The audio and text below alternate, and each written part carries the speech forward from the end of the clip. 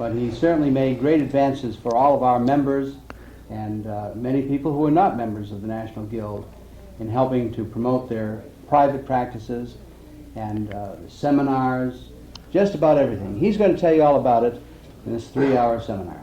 I'd like you to welcome, please, Elsom Eldridge, Jr.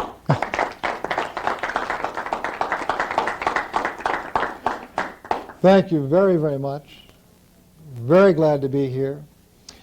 We're going to be talking about 6 areas of marketing that I think are critical to success in the 90s.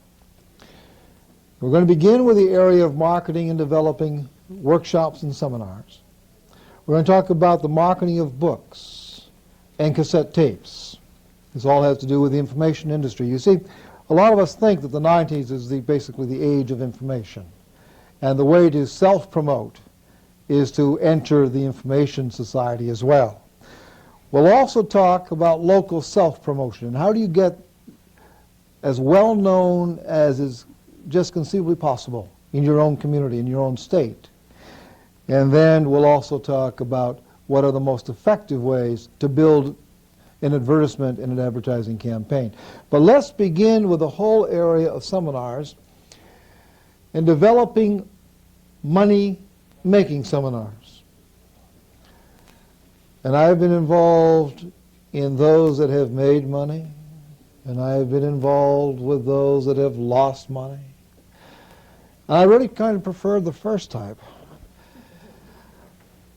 And it took me a while to learn that just because you have a great idea does not mean necessarily that you're going to make money with it.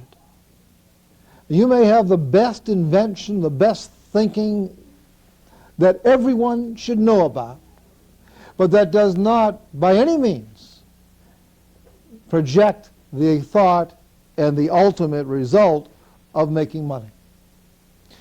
Now, this is a workshop. This means that we are going to work together. You're going to come up with some ideas in groups, and we'll talk about how that's going to work soon.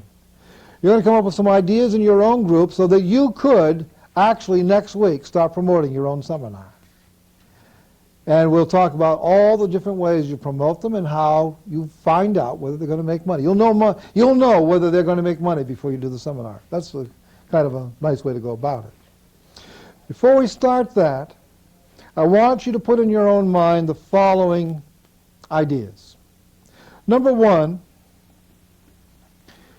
personally, what would you most like to do a seminar about yourself? Something you know more about than most people you know.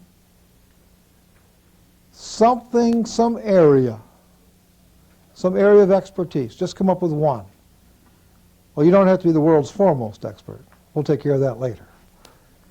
But something you know a whole lot about, like running TV cameras, or reducing stress, or monitoring sound equipment. Something you know a lot about.